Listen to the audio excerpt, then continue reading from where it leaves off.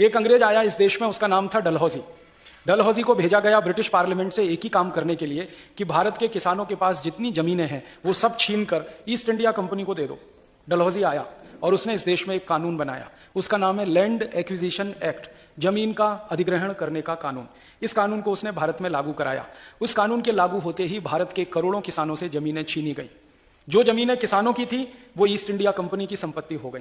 East India company England से कोई जमीन लेकर इस देश में नहीं आई थी, लेकिन हिंदुस्तान की हजारों हेक्टेयर जमीन ईस्ट इंडिया कंपनी के हाथ में चली गई एक कानून के चलते। डलहौजी ने अपनी डायरी में लिखा है कि वो क्या करता था, गांव गांव जाता था, अदालतें लगाता था और वहां ऐलान किया जाता था कि सब लोग जमीन के अपने कागज लेके आए। कोई किसान है, उसकी 2 बीघा जमीन है, किसी की 5 बीघा जमीन है, किसी की 7 बीघा जमीन है, तो किसानों को कहा जाता था कागज लेके आओ और ये दिखाओ कि ये जमीन तुम्हारी है। अब हिंदुस्तान में जमीन कभी भी कागजों पर लिखी नहीं जाती थी, क्योंकि कागज पर लिखकर हम कोई चीज नहीं रखते इस देश में। हमारे यहां वो परंपरा से होता था। पिता ने अपने बेटे को जमीन ट्रांसफर की, बेटे ने अपने बेटे को ट्रांसफर की, बेटे ने अपने बेटे को ट्रांसफर की, ऐसे हजारों साल से जमीन ट्रांसफर हुआ करती थी।